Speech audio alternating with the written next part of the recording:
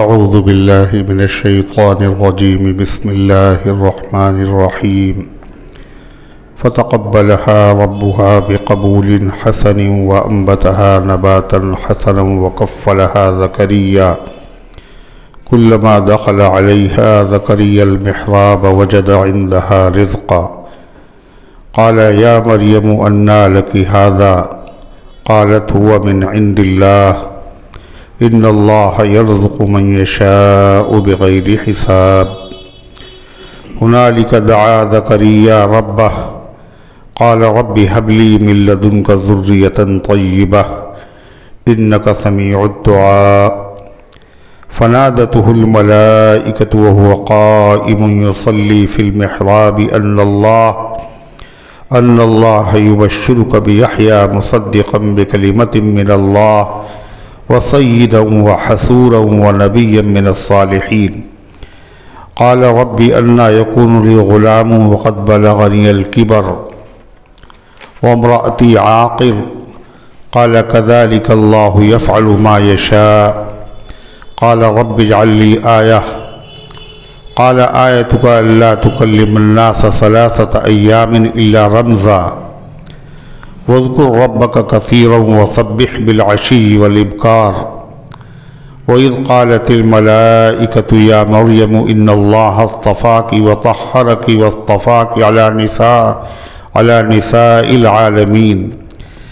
يا مريم اقنتي لربك واسجدي واركعي مع الراكعين. ذلك من أنباء الغيب نوحيه إليك وما كنت لديهم إذ يلقون أقلامهم أيهم يكفل مريم وما كنت لديهم إذ يختصمون. إذ قالت الملائكة يا مريم إن الله يبشرك بكلمة منه اسمه المسيح عيسى ابن مريم وجيها في الدنيا والآخرة ومن المقربين ويكلم الناس في المهد وكهلا ومن الصالحين. قالت رب أنى يكون لي ولد ولم يمسسني بشر. قال كذلك الله يخلق ما يشاء إذا قضى أمرا فإنما يقول له كن فيكون. صدق اللہ العظیم.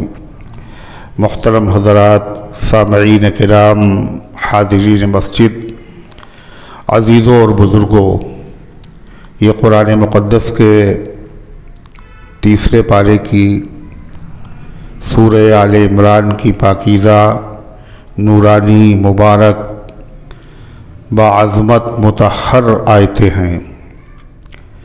دعا کیجئے اللہ تعالیٰ ان مقدس آیات کی روشنی میں صحیح اور سچی بات عرض کرنے کی توفیق نصیب فرمائے اور ہم سب کو عمل کرنے کی توفیق عطا فرمائے. اس سے پہلے کی آیات میں تذکرہ تھا حضرت عیسیٰ علیہ السلام کی نانی جو زوجہ تھی حضرت عمران کی، اور اسی لیے سورت کا نام ہے آل عمران.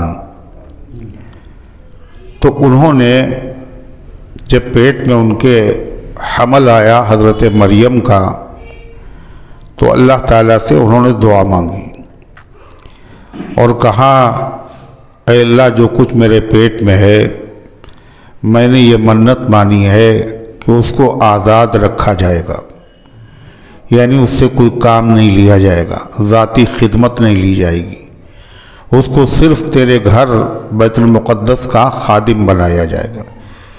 اس طرح کی منت ماننا ان کی شریعت میں ثواب کا کام تھا.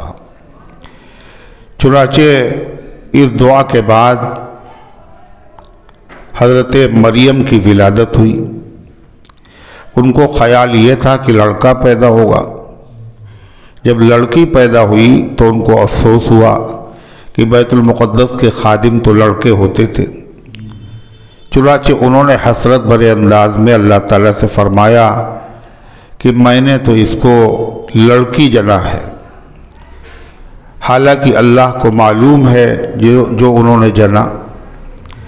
اللہ نے جواب دیا اور وہ لڑکا جو تم چاہتی تھی وہ اس لڑکی کی طرح نہیں ہوتا، یہ لڑکی بڑی شان والی ہے، اس کو ہمیں اپنی قدرت کی نشانی بنانا ہے اور اس کی اولاد کو مجھے اپنی قدرت کی نشانی بنانا ہے۔ پھر انہوں نے کہا کہ میں نے اس کا نام مریم رکھا۔ مریم کے معنی ہیں عبادت گزار، چنانچہ ان کے اوپر ان کے نام کا اثر تھا، وہ اللہ تعالیٰ کی عبادت اور ریاضت میں بہت آگے بڑھی ہوئی تھی، اور یہ بھی دعا مانگی کہ اے اللہ میں اس کو اور اس کی اولاد کو بھی شیطان مردود کی شرارت سے آپ کی پناہ میں دے رہی ہوں۔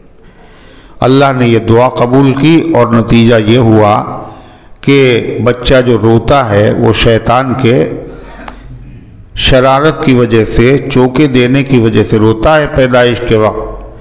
اللہ کے نبی صلی اللہ علیہ وسلم فرمایا عیسیٰ علیہ السلام ان کی والدہ کو اللہ نے شیطان کی شرارت سے محفوظ رکھا، یہ نتیجہ تھا ان کی والدہ کی دعا کا۔ ان کا نام تھا حنہ بنت فاقوزہ۔ یہ دعا اللہ تعالیٰ کی سے جب انہوں نے مانگی، اللہ نے دعا قبول کی۔ اللہ کا تھا فَتَقَبَّلَهَا رَبُّهَا بِقَبُولٍ حَسَنٍ، اللہ نے اس کو قبول کر لیا اس کو اس کے رب نے، بہترین قبول کرنا۔ یعنی لڑکیاں بیت المقدس کی خادمہ نہیں ہوتی تھیں، مگر دستور کے خلاف، عادت کے خلاف حضرت مریم کو بیت المقدس کی خدمت کے لیے قبول کر لیا گیا۔ اللہ نے بیت المقدس کے خدام، اس کے دربان، ان کے دلوں میں یہ بات ڈالی کہ اس لڑکی کو بیت المقدس کی خدمت کے لیے قبول کر لو۔ وہ تقریباً 7 افراد تھے، 27 افراد تھے، اور ان کے والد حضرت عمران کا انتقال ہو چکا تھا، اور عمران جو تھے وہ بیت المقدس کے امام تھے، یہ ان کے امام کی بیٹی تھی، لہذا ہر شخص چاہتا تھا کہ ہم ان کی تربیت کریں اور ہم ان کی پرورش کریں۔ اللہ فرماتا فَتَقَبَّلَهَا رَبُّهَا بِقَبُولٍ حَسَنٍ، قبول کر لیا ان کو ان کے رب نے عمدہ طریقے سے قبول کرنا۔ وَأَنبَتَهَا نَبَاتًا حَسَنًا، اور اللہ نے عمدہ طور پر ان کو نشو و نما دیا۔ بچہ جو بڑھتا ہے تو اس کو کہتے ہیں نشو و نما، کسی چیز کا بڑھنا۔ کھیتی کا نشو و نما، کھیتی کا بڑھ جانا، پودے کا نشو و نما، بچے کا نشو و نما، اس کا بڑھنا۔ وَأَنبَتَهَا نَبَاتًا حَسَنًا، اور ہم نے ان کو بڑھایا، اچھی طریقے سے بڑھانا، ہم نے ان کو نشو و نما دیا، اچھا نشو و نما، یعنی عام بچے جس طرح بڑھتے ہیں حضرت مریم اس طرح نہیں بڑھی۔ عام بچہ مفسرین کہتے ہیں جتنا بڑا 1 سال میں ہوتا ہے، حضرت مریم 1 دن میں اتنی بڑی ہوتی تھی۔ انبتہا نباتا حسنا، اللہ نے ان کو عمدہ طور پر نشو و نما دیا۔ وکفلہا زکریا، اور ان کا سرپرست زکریا علیہ السلام کو اللہ نے بنا دیا۔ زکریا علیہ السلام پیغمبر، زکریا کے معنی ہیں دائم الذکر، یہ عبرانی زبان کا لفظ ہے جو اسرائیل میں بولی جا رہی آج کل عبرانی زبان۔ تو زکریا اس کے معنی ہے ہمیشہ ذکر کرنے والا، تسلسل سے ذکر کرنے والا نام، اور پھر وہ پیغمبر، اور وہ حضرت مریم کے خالو بھی تھے، پیغمبر بھی تھے۔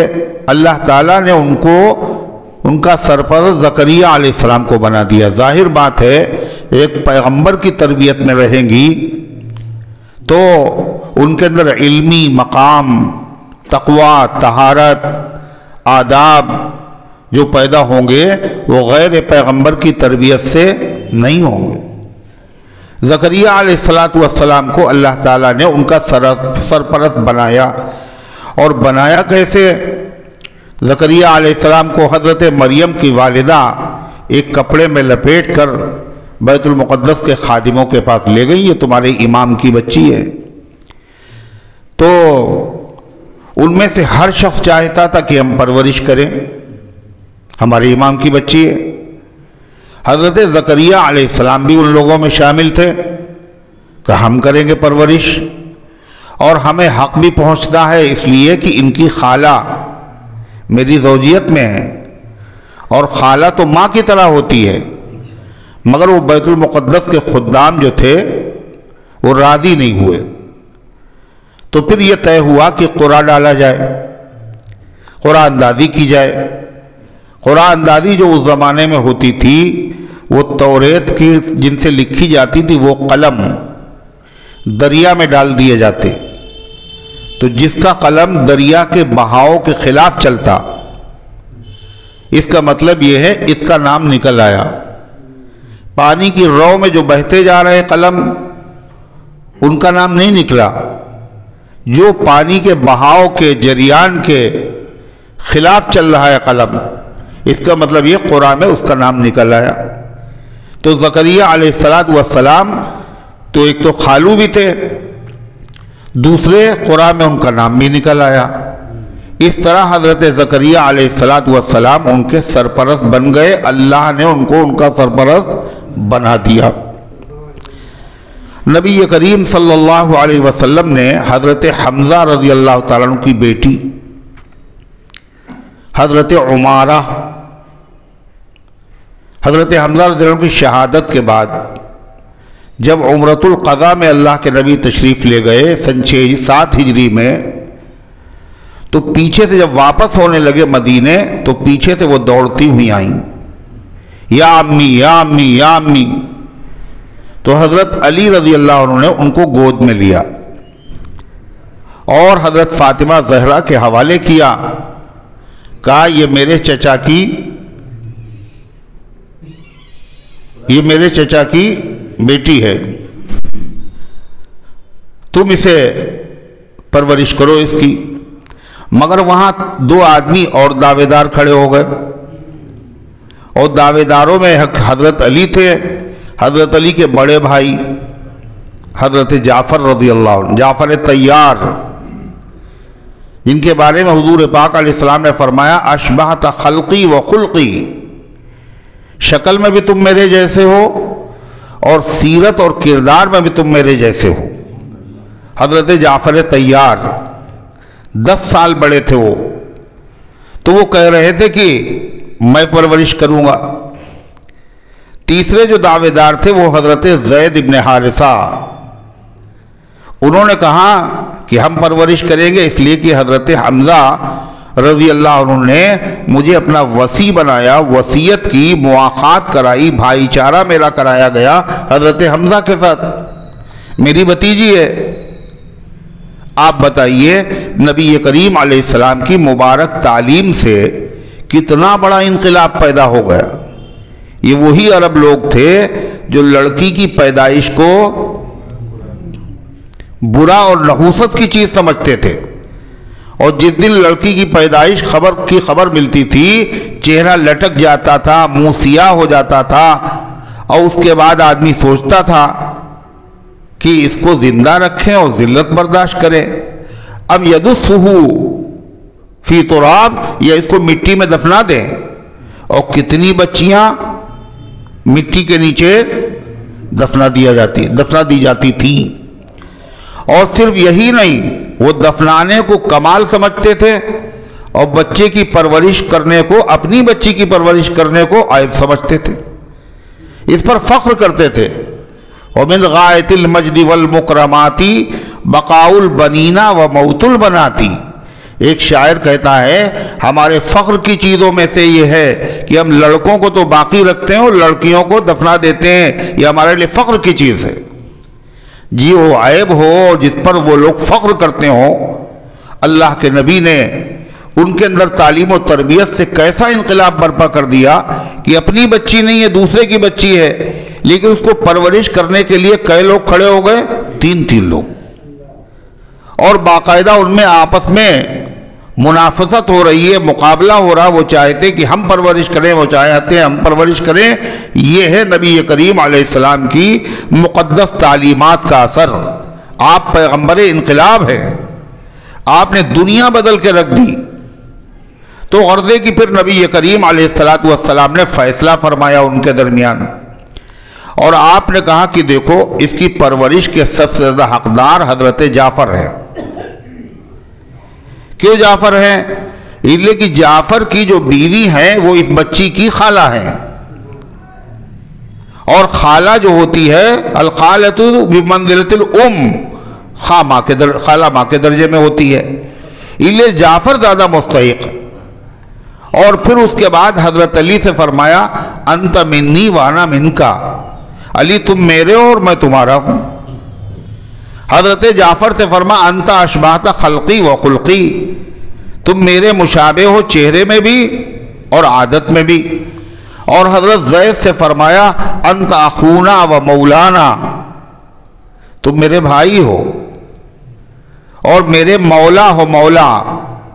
مولا کہتے تھے آزاد کردہ غلام کو، اللہ کے نبی نے ان کو آزاد کیا تھا۔ تو اسی طریقے سے یہاں بھی حضرت زکریا علیہ السلام نے کہا کہ مریم کی پیدائش تعلیم و تربیت کے حقدار ہم ہیں سب سے زیادہ، اس لیے کہ ان کی خالہ ہمارے گھر میں ہے۔ ایک حدیث میں ایک بعض مفسرین کہتے ہیں کہ حضرت زکریا علیہ السلام کی جو بیوی تھی وہ حضرت مریم کی خالہ نہیں تھی، بلکہ زکریا علیہ السلام کے خالو نہیں بلکہ بہنوئی تھے۔ وہ اس لیے کہ حضرت یحییٰ جو حضرت زکریا کے بیٹے ہیں اور حضرت عیسیٰ علیہ السلام جو حضرت مریم کے بیٹے ہیں، ان دونوں کو آپس میں خالہ زاد بھائی کہا جاتا ہے۔ تو خالہ زاد بھائی کیسے ہوں گے؟ دو بہنوں کو جو بیٹے ہوتے ہیں وہ خالہ زاد ہوتے۔ حدیث میں آتا ہے نبی کریم صلی اللہ علیہ وسلم نے فرمایا کہ میں جب معراج میں گیا تو دوسرے آسمان پر میں نے دیکھا، وہاں دو آدمیوں سے میری ملاقات ہوئی، دو پیغمبروں سے۔ ابن خالتی، وہ دونوں خالہ زاد بھائی تھے، یعنی یحییٰ اور عیسیٰ علیہ السلام سے ملاقات دوسرے آسمان پر ہوئی، پہلے آسمان پر آدم علیہ السلام پر سے اور دوسرے آسمان پر دو خالہ زاد بھائیوں سے، یعنی عیسیٰ علیہ السلام اور حضرت یحییٰ۔ تو اس سے تو یہ لگتا ہے کہ وہ زکریا علیہ السلام کی بیوی اور حضرت مریم کی والدہ یہ کیا ہے؟ آپس میں بہنیں ہیں۔ تو بلکہ حضرت مریم اور حضرت زکریا کی بیوی یہ دونوں بہنیں جبھی تو خالہ زاد بھائی ہوئے۔ اور ایک روایت سے پتہ چلتا ہے کہ نہیں، وہ خالہ تھی۔ تو محدثین نے لکھا ہے کبھی کبھی عرب لوگ ماں کی خالہ کے بیٹے کو بھی خالہ زاد بھائی کہہ دیتے، تو تھی وہ خالہ، اور زکریا علیہ السلام خالو۔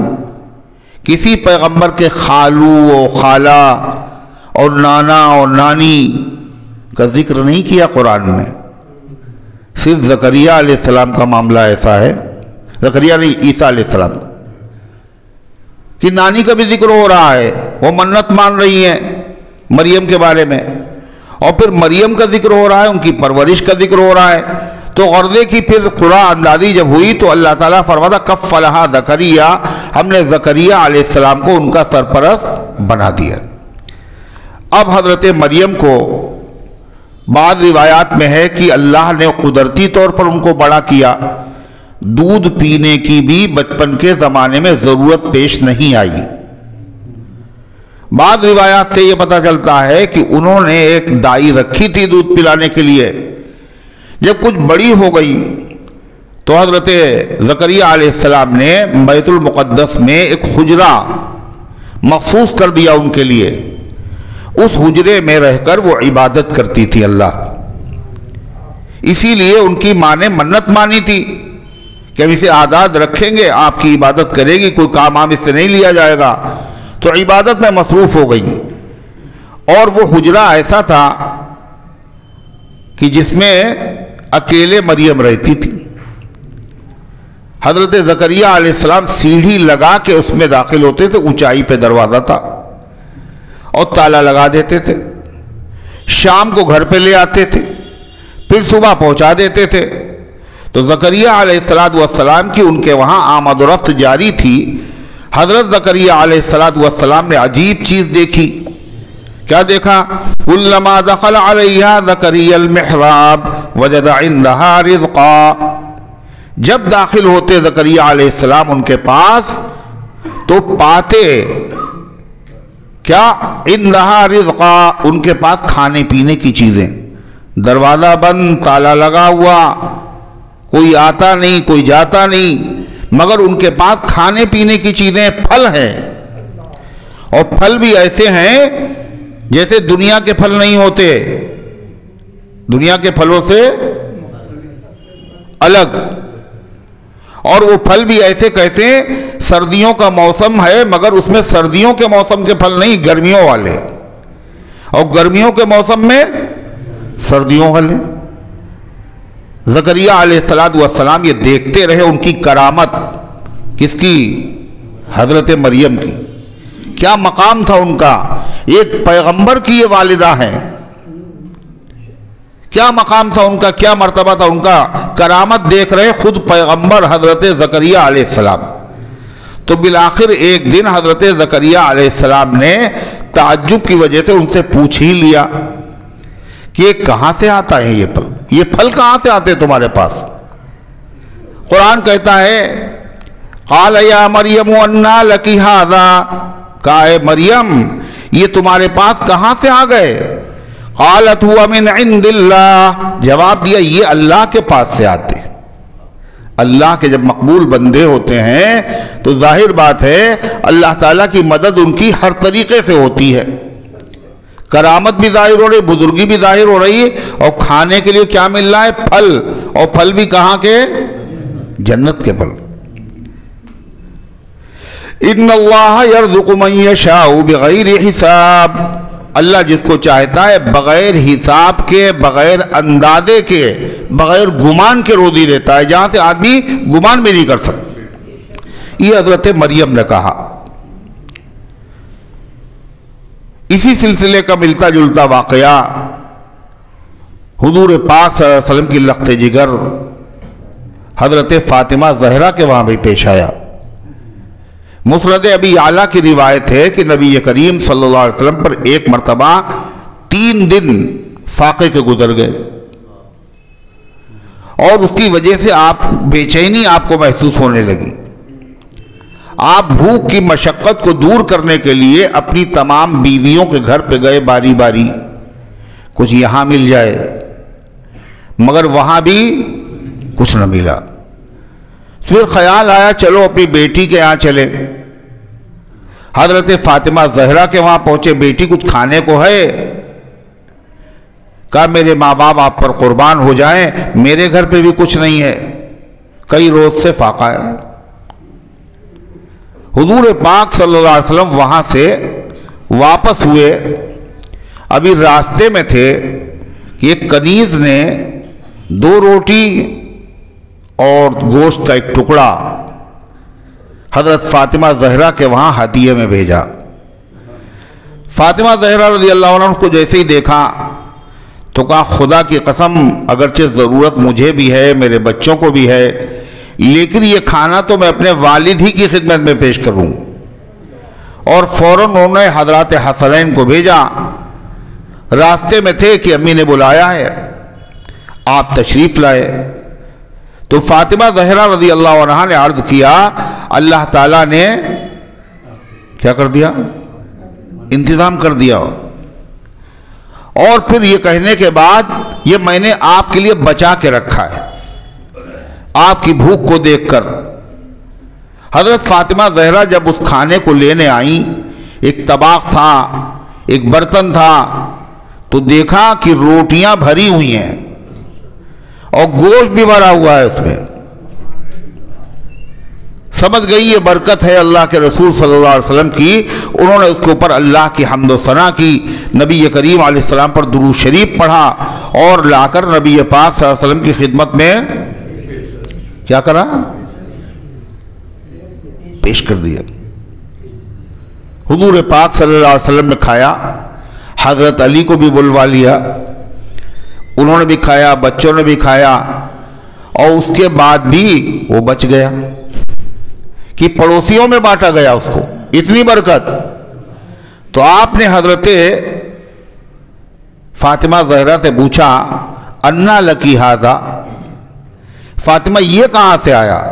قالت ہوا من عند اللہ، تو انہوں نے کہا یہ اللہ کے پاس سے آیا ہے۔ آپ نے فرمایا الحمدللہ، میری بیٹی میں بنی اسرائیل کی سب سے افضل عورت کی مشابہت پائی جا رہی ہے، حضرت مریم کے ساتھ جو ہوا وہی میری بیٹی کے ساتھ بھی ہوا۔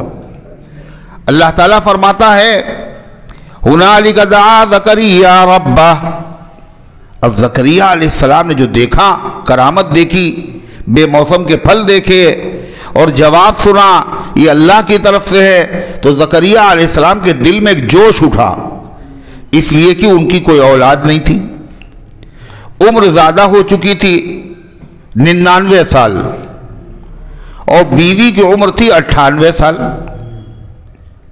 اولاد بظاہر اولاد ہونے کے حالات نہیں تھے، موسم نکل چکا تھا، عام طور پر اس عمر میں اولاد نہیں ہوتی۔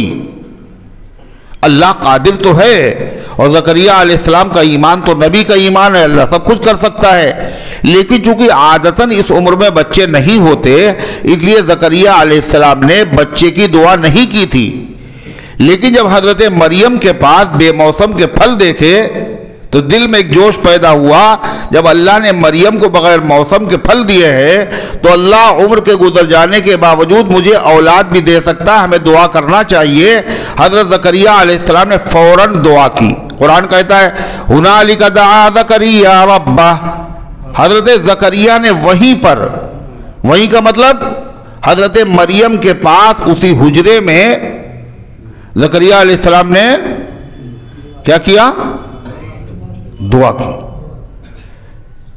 یہ مطلب ہے ہنالکا کا مطلب ہے اسی وقت، اس کے دونوں معنی آتے ہیں، اسی جگہ پر یا اسی موقع پر زکریا علیہ السلام نے اللہ تعالیٰ سے دعا کی، اور کیا کہا؟ رب هب لي من لدنك ذرية طيبة إنك سميع الدعاء، اے میرے پالنے والے مجھے عطا فرما دیجئے، من لدنک اپنے پاس سے، یعنی اپنی خاص قدرت سے، ذریۃ طیبہ پاکیزہ اولاد، نیک اولاد، صالح اولاد۔ اللہ نے قرآن میں اس دعا کا ذکر بھی کر دیا، اس میں نمونہ ہے کہ اولاد کی دعا کرنا یہ سنت ہے پیغمبروں کی۔ اولاد نعمت ہے اللہ کی، اس نعمت کو اللہ سے مانگنا یہ پیغمبروں کی سنت ہے۔ زکریا علیہ السلام پیغمبر ہیں اور اللہ سے دعا مانگ رہے ہیں۔ اس سے یہ بھی پتہ چلا کہ پیغمبر خدا کی خدائی میں سب سے اعلیٰ اور افضل ہوتے ہیں، ان کے بعد صحابہ ہوتے ہیں، ان کے بعد اولیاء اللہ ہوتے ہیں، مگر پیغمبر بھی اولاد خود نہیں لے سکتا، اور جب پیغمبر اولاد لے نہیں سکتا تو کسی کو دے بھی نہیں سکتا، اور جب یہ کام پیغمبر کا نہیں ہے تو یہ صحابہ کا بھی نہیں ہے، اور جب صحابہ کا نہیں ہے تو اولیاء اللہ کا بھی نہیں ہے۔ لوگ کس سے مانگنے جاتے ہیں؟ اولیاء اللہ سے۔ لڑکا ہو یا لڑکی دونوں کو دینے والا اللہ ہے۔ ایک صاحب تھے، ان کے وہاں 6 لڑکیاں ہوئیں اور وہ چاہتے تھے کہ لڑکا ہو، اور بار بار دعائیں بھی مانگتے تھے۔ جب 6 مرتبہ لڑکی ہوئی تو انہوں نے کہا، تو ان کا لگتا ہے مجھے اب خواجہ صاحب کے پاس جانا پڑے گا،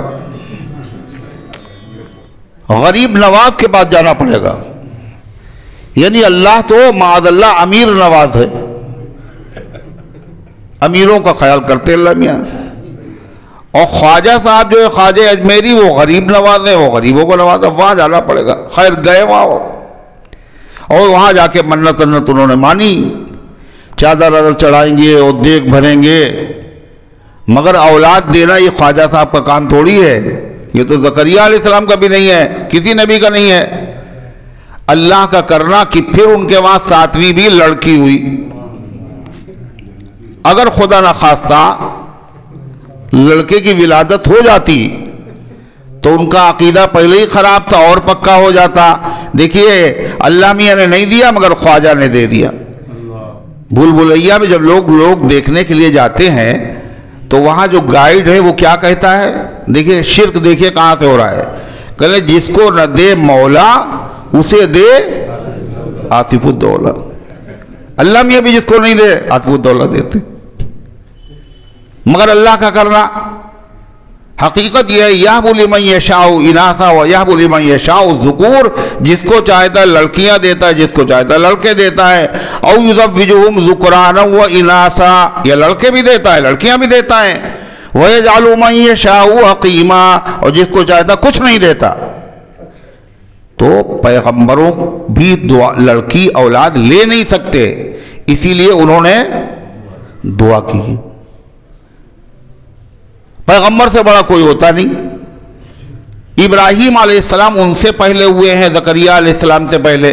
اور ابراہیم علیہ السلام پیغمبر بھی ہیں، صرف پیغمبر نے اولو العزم پیغمبر. اولو العزم پیغمبروں میں بھی ابراہیم علیہ السلام کا مقام بہت اونچا بہت اونچا بہت اونچا ہے. اللہ نے فرمایا انی جاعلک للناس اماما. ابراہیم ہم تمہیں ساری دنیا کے انسانوں کا امام بنائیں گے.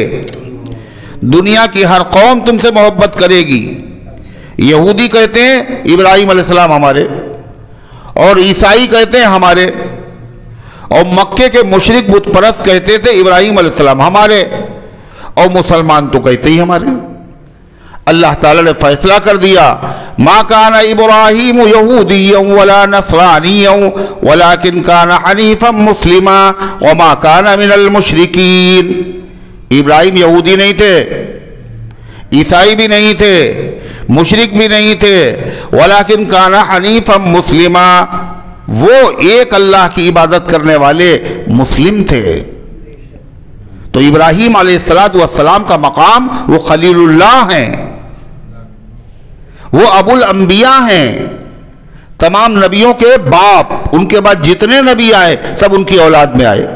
مگر ان تمام باتوں کے باوجود ابراہیم علیہ السلام کے وہاں اولاد نہیں ہو رہی ہے. ان کی بیوی ہے حضرت سارہ. حضرت سارہ اولاد نہیں ہو رہی. ملک شام آ گئے. جب مصر سے گزرے تھے تو مصر کے بادشاہ کی نیت خراب ہو گئی تھی حضرت سارہ پر. دعا کرنے سے اس کے جسم جو ہے مفلوج ہو گیا. دعا کر دی پھر صحیح ہو گیا. اس نے دیکھا یہ تو بہت عظمت والی عورت ہے، لہذا اس نے خدمت کے لیے اپنی بیٹی دے دی مصر کے بادشاہ نے. اور مصر کے بادشاہ کی بیٹی کا نام ہے ہاجرہ. حضرت ہاجرہ یہ کون ہے؟ یہ شاہ مصر کی بیٹی ہے. پھر ابراہیم علیہ حضرت سارہ نے وہ ابراہیم علیہ السلام کو دے دیا. ان کو ابراہیم علیہ السلام نے ان سے نکاح کیا اور ان سے اللہ تبارک و تعالیٰ نے اولاد دی. ابراہیم علیہ السلام نے مانگی دعا کیا؟ رب هب لی من الصالحین، اے اللہ مجھے نیک اولاد عطا فرما. دیکھا زکریا علیہ السلام بھی مانگ رہے ہیں اور ابراہیم علیہ السلام بھی مانگ رہے ہیں. معلوم یہ اولاد ایسی نعمت ہے جس کو مانگنا نبیوں کا طریقہ ہے. رب هب لی من الصالحین، نیک اولاد عطا. اللہ نے دعا سن لی. اور کون پیدا ہوا؟ حضرت اسماعیل. اسماعیل کے معنی ہے سمیع اللہ. سمیع اللہ کے معنی اللہ نے سن لی، یعنی جو دعا ہم نے مانگی تھی اللہ نے وہ سن لی اور مجھے بیٹا عطا کر دیا. اس لیے نام رکھا اسماعیل. اسماعیل علیہ السلام کے بعد اللہ تبارک و تعالیٰ نے پھر حضرت سارہ کو بھی اولاد عطا کر دی، مانگنے سے دعا ملی اولاد. لیکن اس میں یہ بھی بتایا گیا، قرآن میں یہ دعا ریکارڈ کر کے عقیدہ محفوظ رہے، اور دوسرے اگر اولاد کی دعا مانگنا ہو تو ایسے مانگنا جیسے ہمارے پیغمبروں نے مانگی. سلیقہ خدا نے سکھا دیا، صرف اولاد نہ مانگنا، اللہ اولاد دے دے گا. اللہ کے خزانے میں کمی نہیں ہے، کیا مانگنا؟ اچھی اولاد. ورنہ اولاد تو ہو گئی، پہلے ہو نہیں رہی تھی تو پریشان ہے، اب ہونے کے بعد اولاد سے پریشان ہے، خون کے آنسو رو رہے ہیں، نام ڈبو دیا اولاد نے، اب تمنا کر رہے ہیں اس سے اچھا ہے یہ پیدا ہی نہ ہوا ہوتا. آپ بتائیے یہ نتیجہ کہاں ہے کہ تم نے صرف اولاد مانگی تھی. اللہ کے خزانے میں کمی نہیں ہے، آپ اچھی اور فرمانبردار اور نیک اور صالح اولاد بھی مانگ سکتے تھے. دیکھو پیغمبر کو مانگنا آتا ہے، سلیقہ سیکھو. وہ دعا اللہ نے قرآن میں ریکارڈ کر دی. کیا مانگی زکریا علیہ السلام نے دعا؟ بھول گئے؟ ارے یاد کرو. رب هب لي من لدنك ذرية طيبة إنك سميع الدعاء. رب هب لي من لدنك ذرية طيبة إنك سميع الدعاء. یہ دعا بڑی عجیب و غریب ہے. اللہ نے دعا قبول کر لی اور زکریا علیہ السلام کے وہاں اولاد پیدا ہوئی. اس لیے امام اہل سنت رحمۃ اللہ علیہ فرماتے ہیں جس آدمی کے وہاں اولاد نہ ہو رہی ہو تو شوہر اور بیوی دونوں ہر نماز کے بعد زکریا علیہ السلام والی دعا کو پڑھیں 7 مرتبہ. کئے مرتبہ؟ 7 مرتبہ. اور درود شریف بھی آگے پیچھے پڑھیں 7 مرتبہ. پہلے 7 مرتبہ بعد میں 7 مرتبہ.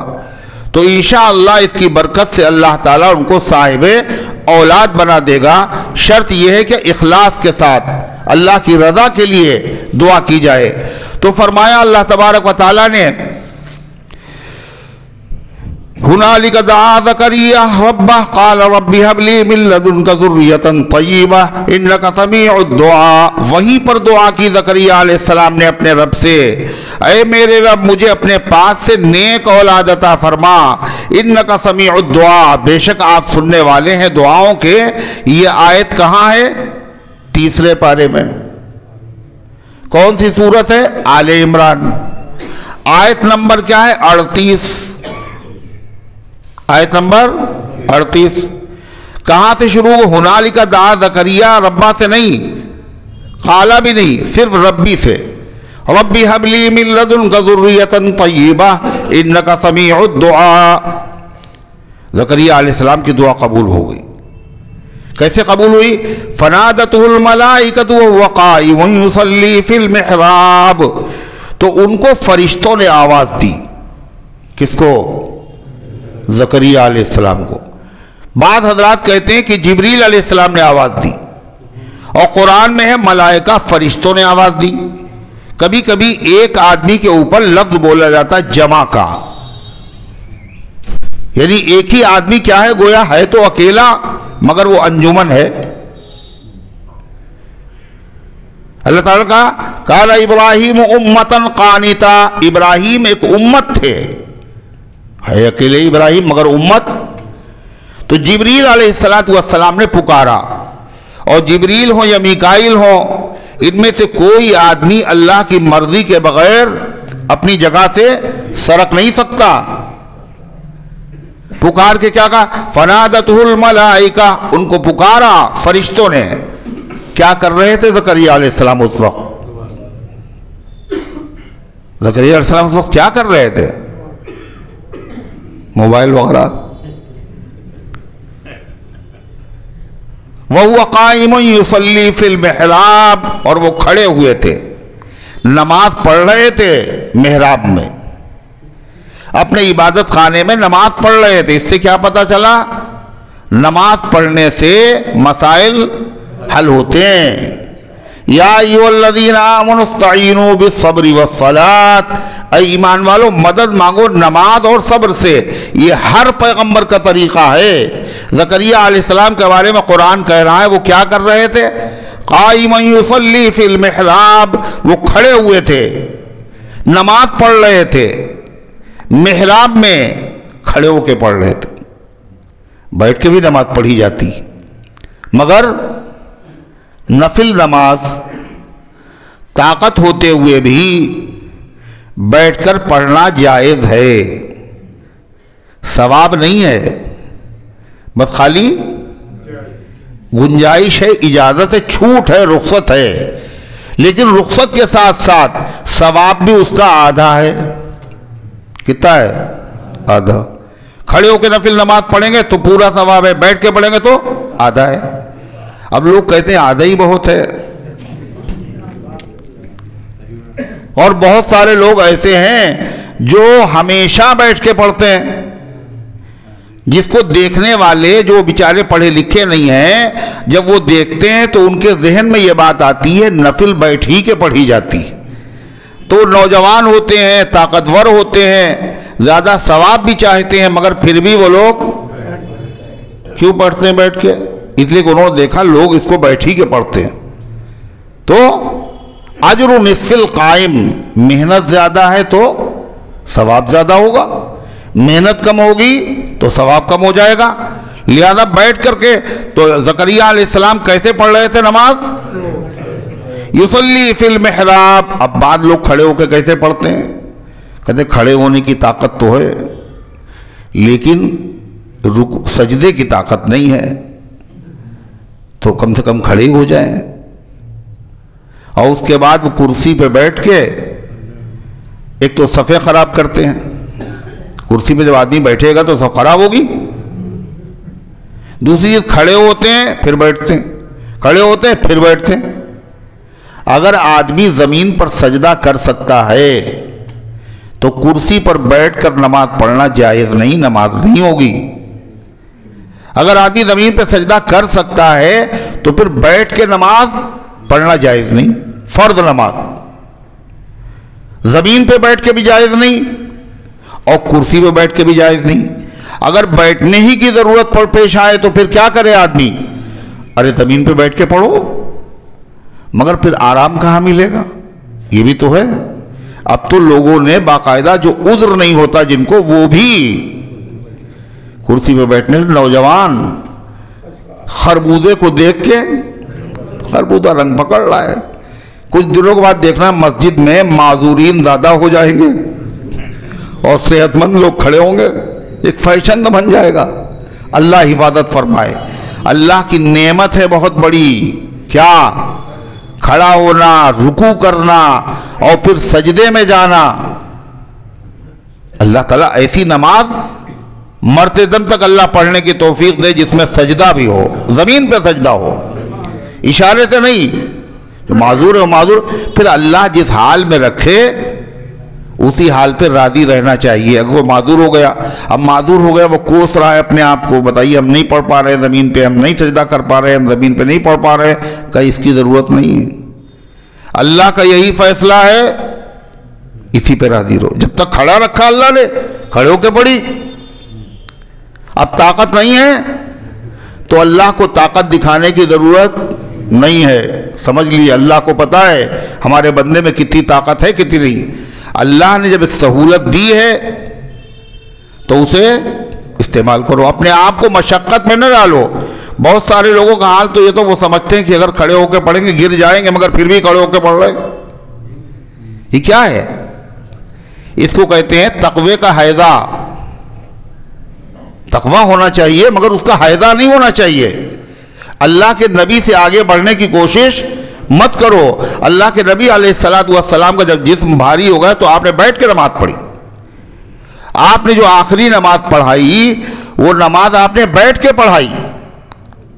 حضرت صدیق اکبر کے بغل میں آپ بیٹھے ہوئے تھے اور صدیق اکبر کھڑے ہوئے تھے اور سارے صحابہ کھڑے ہوئے تھے۔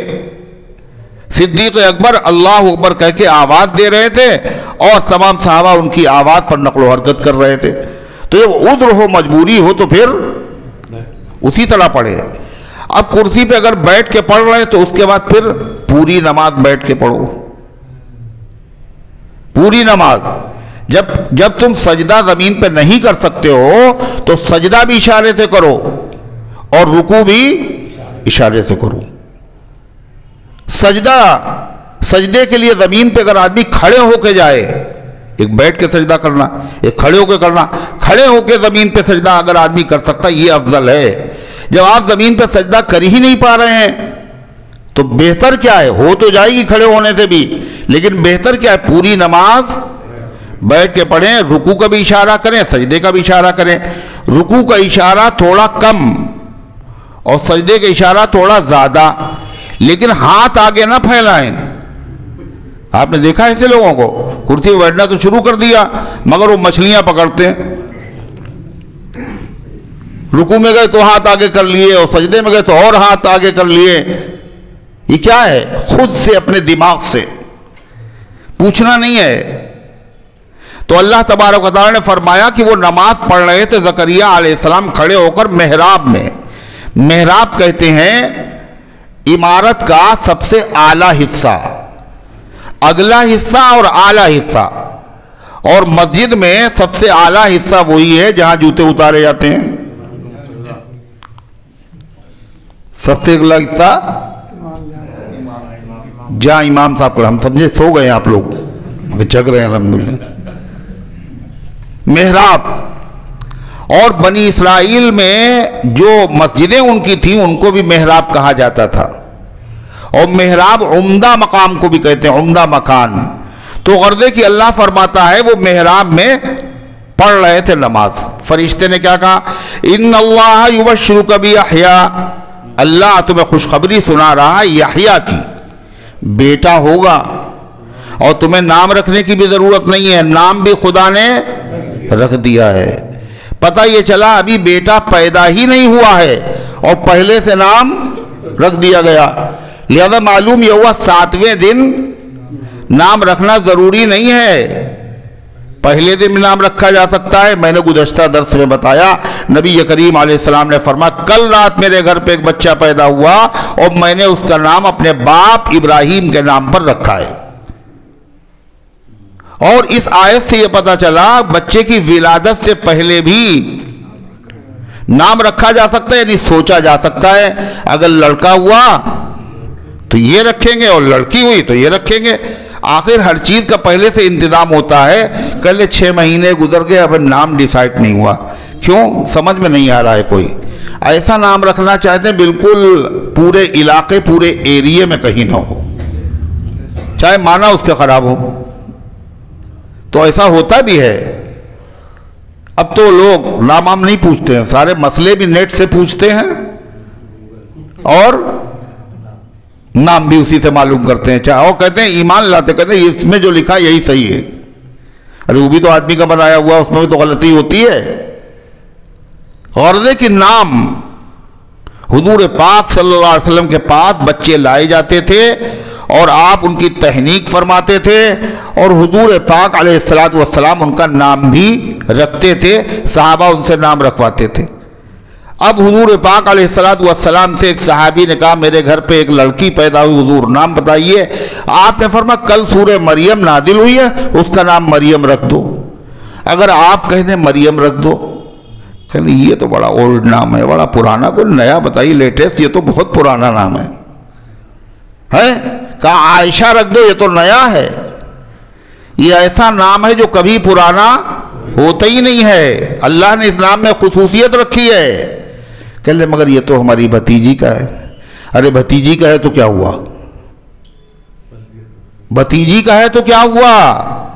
بھانجی کا بھی رکھ لو. ایک گھر میں کئی نام کی عائشہ ہو سکتی ہیں. یعنی 250 صحابہ ایسے ہیں جن کا نام عبداللہ ہے. آپ بتائیے. صدیق اکبر کا نام عبداللہ اور صدیق اکبر کے پہلے بیٹے کا نام بھی عبداللہ ہے. حضرت عمر بیٹے کا نام عبداللہ ہے. زبیر بیٹے کا نام عبداللہ ہے. عمرو بن عاص بیٹے کا نام عبداللہ ہے. یہ کیا ہے؟ اچھا نام ہونا چاہیے. 50 میں ہوا کرے، اس سے کیا ہوتا ہے؟ تو غرض ہے کہ اللہ تعالیٰ نے فرمایا کہ اللہ تعالیٰ تمہیں خوشخبری سناتا ہے یحییٰ کی. یحییٰ حیات سے بنا ہے جس کے معنی زندگی. ان کا نام یحییٰ کیوں ہے؟ ان کے ذریعے سے اللہ ایک قوم کو زندہ کرے گا. زندہ کرنے کا مطلب یعنی ان کی ایمانی موت ہو چکی ہوگی، اللہ ان کو ایمان عطا فرما دے گا، ان کو ہدایت عطا فرما دے گا. ہدایت نہیں، گمراہی یہ موت ہے، اور ہدایت کیا ہے؟ زندگی. ذکر کرنا زندگی ہے اور ذکر نہ کرنا یہ موت ہے. یہ پیغمبر ہوں گے، ان کے ذریعے سے اللہ قوموں کو ہدایت عطا فرمائے گا. تو نام ان کو خوشخبری سناتا ہے اللہ تم کو یحییٰ کی. مصدقاً بکلمۃ من اللہ، اور یہ بچہ تصدیق کرے گا اللہ کے کلمے کی. اللہ کے کلمے کی تصدیق کرنے والا ہوگا.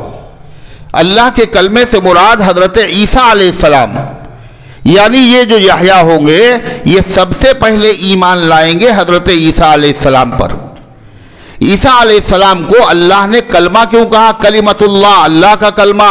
اس لیے کہ عیسیٰ علیہ السلام کو اللہ تعالیٰ نے صرف اپنے کلمے سے پیدا کیا ہے، بغیر باپ کے پیدا کیا ہے. کن ہو جا، اور وہ ہو گئے. تو وہ تصدیق کرے گا کس کی؟ اللہ کے کلمے کی. یعنی سب سے پہلے عیسیٰ علیہ السلام پر ایمان کون لائے گا؟ کون لائے گا؟ منا بھائی کون لائے گا؟ کون لائے گا سب سے پہلے ایمان؟ سن لیا انہوں نے کہا یحییٰ، ورنہ وہ بھول ہیں خدیجہ. ارے آپ کہاں ہیں؟ انا للہ و انا الیہ راجعون. حضرت عیسیٰ علیہ السلام پر ایمان لانے کی بات ہو رہی ہے. سبحان اللہ سبحان اللہ. ایک نہ شد دو شد، ایک نہیں کئی ایک ہیں. تو کیا کہا؟ سب سے پہلے تصدیق کرے گے. حضرت مریم کے وہاں حضرت عیسیٰ علیہ السلام حمل میں ہیں، اور زکریا علیہ السلام کی جو بیوی ان کے وہاں بھی حمل ہے. دونوں نے ملاقات کی آپس میں اور کہا تمہیں پتا ہے ہم حمل سے ہے؟ وہ کہا تمہیں معلوم ہم بھی حمل سے ہیں. کہلے میرے پیٹ میں جو بچہ ہے وہ سجدہ کر رہا ہے اس بچے کو جو تمہارے پیٹ میں ہے. یعنی یحییٰ علیہ السلام. یہ سجدہ عبادت کا سجدہ نہیں ہے، یہ تعظیم کا سجدہ ہے جو اس زمانے میں دوسرے پیغمبروں کی شریعت میں جائز تھا. حالانکہ یحییٰ علیہ السلام عمر میں عیسیٰ علیہ السلام سے بڑے ہیں، تو قبر ہی سے تعظیم شروع ہو گئی.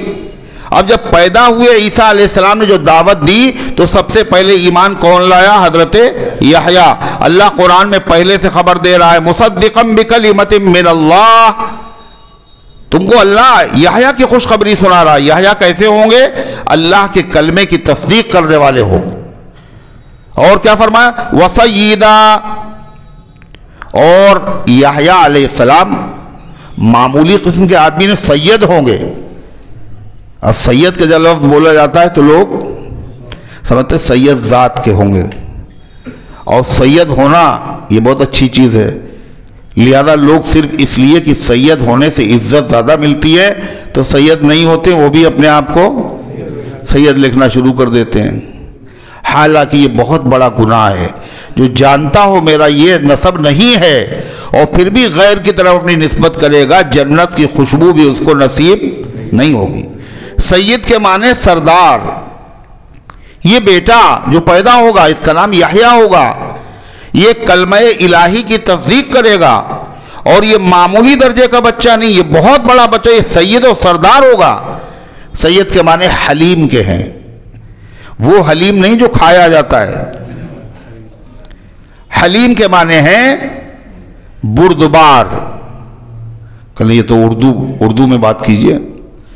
حلیم آپ نے کہا وہ بھی نہیں سمجھے، بردبار کہا وہ بھی نہیں سمجھے. حلیم کے معنی برداشت کرنے والا، جس میں قوت برداشت بہت ہو. اللہ نے حلیم ابراہیم علیہ السلام کو کہا. کیا برداشت کیا ابراہیم علیہ السلام، کیسی مشقتیں برداشت کی. بچے کو کہاں چھوڑا، بیوی کو کہاں چھوڑا، حلق پہ چھری چلا دی، اپنا وطن چھوڑ دیا، سب برداشت.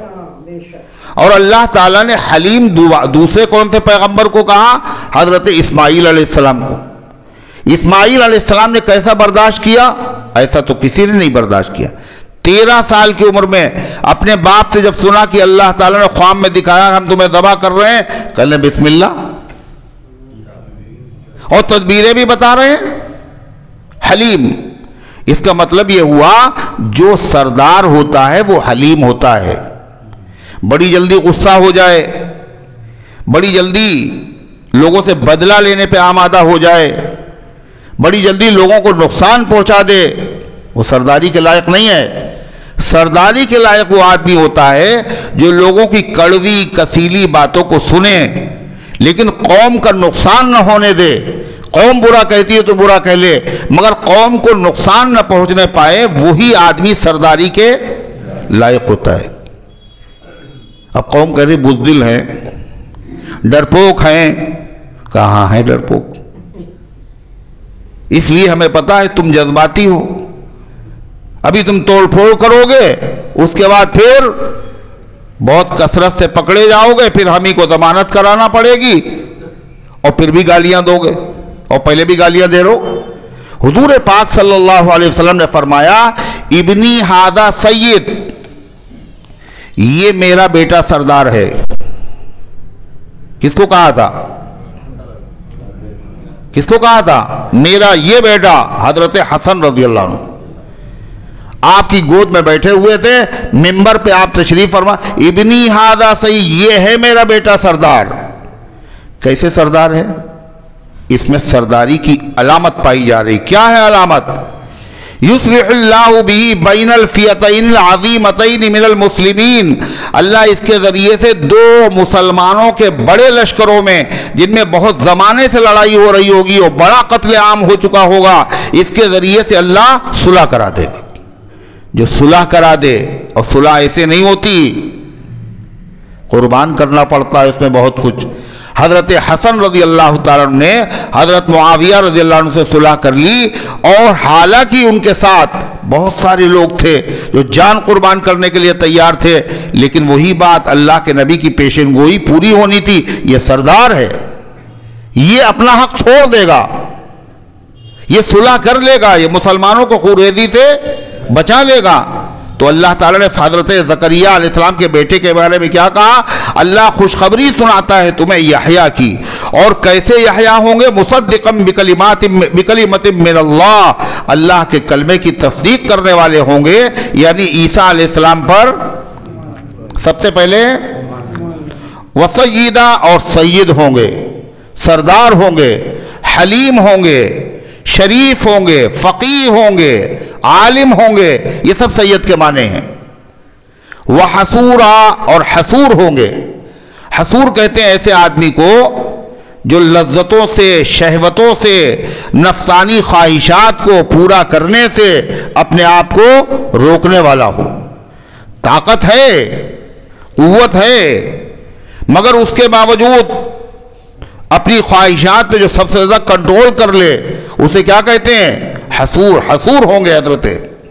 وَنَبِيًّا مِّنَ الصَّالِحِينَ، اور کیسا بیٹا ہوگا؟ معمولی درجے کا نہیں، وہ نبی ہوگا۔ من الصالحین، اور اعلیٰ درجے کے شائستہ لوگوں میں سے، نیک لوگوں میں سے ہوگا۔ اور سب سے اعلیٰ درجے کے لوگ، سب سے نیک لوگ کون ہوتے ہیں؟ انبیاء علیہ السلام، انبیاء علیہ السلام۔ زکریا علیہ السلام نے خوشخبری سن لی، پہلے دعا مانگی، خوشخبری سن لی۔ اب زکریا علیہ السلام نے اللہ تعالیٰ سے کیا کہا؟ قال ربی انا یکون لی غلام، اے اللہ میرے وہاں بیٹا کیسے ہوگا؟ یعنی ہم تو ہیں بوڑھے، کتنے کئی سال کے تھے؟ 99 سال کے، اور ان کی بیوی کتنے؟ 98 سال کی، بانجھ ہے، ان میں اولاد کی صلاحیت نہیں، کیسے ہوگا؟ زکریا علیہ السلام نبی ہیں، ان کو یقین ہے اللہ سب کچھ کر سکتا ہے، پھر کیوں پوچھ رہے ہیں؟ پوچھ اس لیے رہے، اللہ نے کہا کہ لڑکا ہوگا، یحییٰ ہوگا، سب ٹھیک ہے، مگر یہ نہیں بتایا کہ کیسے ہوگا، یعنی مجھے جوان کیا جائے گا، میری بیوی کو جوان کیا جائے گا، پھر اولاد ہوگی، یہ کسی اور سے مجھے نکاح کرنا پڑے گا. انا یکون لی غلام, میرے بیٹا کیسے ہوگا. وقد بلغنی الکبر, حالانکہ مجھ کو بڑھاپا آ چکا ہے. ایک جگہ ہے انی وہن العظم منی واشتعل الراس شیبا ولم اکن بدعائک ربی شقیا. اے اللہ میری ہڈیاں کمزور ہو گئی, میرے سر کے اوپر بڑھاپے کی سفیدی پھیل گئی ہے, مگر پھر بھی اے اللہ آپ سے مانگ کے کبھی ہم محروم نہیں رہے. زکریا علیہ السلام کی دعا ہے, فرما رہے مجھے پہنچ چکا ہے بڑھاپا, وامراتی عاقر, اور میری بیوی بچہ جننے کے لائق بھی نہیں ہے, پھر کیسے ہوگا. قال كذلك اللہ يفعل ما یشاء, جواب میں کیا کہا اللہ تعالیٰ نے, اللہ کرتا ہے جو چاہتا ہے. ضروری نہیں اسی حالت میں, اسی پوزیشن میں, 99 سال اور 98 سال کی عمر میں, بڑھاپے کے باوجود اور بانجھ ہونے کے باوجود اللہ عطا فرما دے گا. کرتا ہے اللہ جو چاہتا ہے. قال رب اجعل لی آیہ, دوسری درخواست پیش کر دی, اے اللہ جب بیٹا میرے وہاں ہو, جب حمل قرار پا جائے تو مجھے معلوم ہو جائے. اگر معلوم ہو جائے گا کہ ہاں اب حمل قرار پا گیا تو اس کی وجہ سے مجھے بہت غم ہوگا. کیا ہوگا؟ بہت خوشی ہوگی, اور جب خوشی ہوگی تو ہم آپ کا شکر ادا کریں گے. اس لیے اے اللہ مجھے کوئی علامت نشانی بتا دیجئے. قال رب اجعل لی آیہ, کہا اے اللہ میرے لیے کوئی نشانی مقرر کر دیجئے. قال آیتک الا تکلم الناس ثلاثۃ ایام الا رمزا, اللہ نے فرمایا تمہاری نشانی یہ ہے تم بات نہیں کر سکو گے لوگوں سے 3 دن. 3 دن تک جب تم بات نہیں کر سکو گے, یہ علامت اس بات کی ہے حمل قرار پا چکا ہے تمہارے وہاں, وہ بیٹا اب آنے ہی والا ہے. لوگوں سے بات نہیں کر سکو گے, گونگے نہیں ہو گئے, 3 دن تک لوگوں سے بات نہیں کر سکو گے لیکن ذکر کر سکو گے. سبحان اللہ, الحمدللہ, لا الہ الا اللہ تمہاری زبان سے نکلے گا, مگر لوگوں سے بات نہیں کر سکو گے, اس لیے گونگے نہیں ہو گئے. ثلاث لیال سویہ, ایک جگہ قرآن میں آیا 3 دن تک تم بات نہیں کر سکو گے اور تم بالکل صحیح سالم ہوگے, بیمار نہیں ہوگے, تمہارے اندر لکنت نہیں ہوگی, تمہارے اندر ہکلا پن نہیں ہوگا, اور تم گونگے بھی نہیں ہوگے, صحیح رہو گے مگر 3 دن بات نہیں کر پاؤ گے. اس لیے کہ گونگا ہونا کیا ہے, کیا ہے, عیب ہے. کوئی پیغمبر گونگا نہیں ہوا. لنگڑا ہونا کیا ہے, کوئی پیغمبر لنگڑا نہیں ہوا. کانا ہونا, کوئی پیغمبر ایک آنکھ کا نہیں ہوا. اسی طریقے سے جتنے عیب ہو سکتے ہیں, اندھا ہونا, کوئی پیغمبر اندھا نہیں ہوا. ہر عیب سے اللہ تعالیٰ پیغمبروں کو بچاتا ہے تاکہ جس کی وجہ سے آدمی ان کو حقیر نہ سمجھے. تو 3 دن تک تم بات نہیں کر سکو گے, لوگوں سے نہیں بات کر سکو گے, اشارے سے بات کرو گے, لیکن تم عاجز بھی نہیں ہوگے. لوگوں سے بات نہیں ہوگی مگر اللہ سے بات ہوگی, ذکر کرو گے. یہ زکریا علیہ السلام نے جو نشانی مانگی تھی کاہے کے لیے مانگی تھی؟ ارے بولو نا, تاکہ معلوم ہو جائے, معلوم ہونے سے ہمیں خوشی ہو, اور خوشی ہونے کے بعد ہم تیرا شکر ادا کریں.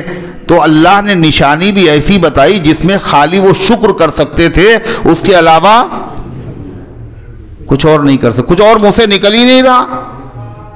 کیا نکل رہا ہے؟ صرف اللہ کا نام. اللہ تعالیٰ نے فرمایا آیتک, اللہ تمہاری نشانی یہ ہے, اللہ تکلم الناس ثلاث ایام الا رمزا, تم لوگوں سے بات نہیں کر سکو گے 3 دن تک مگر اشارے سے. اشارے سے بات کرو گے, آنکھ کے اشارے سے, ہاتھ کے اشارے سے. اسی طریقے سے تم اشارہ کرو گے 3 دن تک, بعد میں پھر تمہاری زبان کھل جائے گی. یہ ہے اس کی علامت اور نشانی. دیکھو زکریا, جب علامت ظاہر ہو تو تمہیں کرنا کیا ہے؟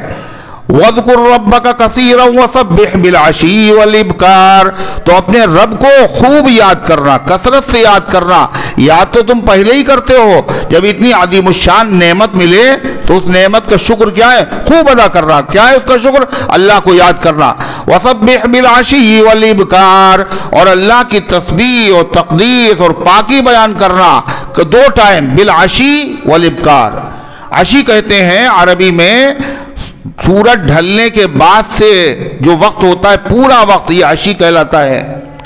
اور ابکار کہتے ہیں صبح کے وقت کو، طلوع شمس سے لے کر کے سورج ڈھلنے سے پہلے پہلے تک یہ ابکار ہے۔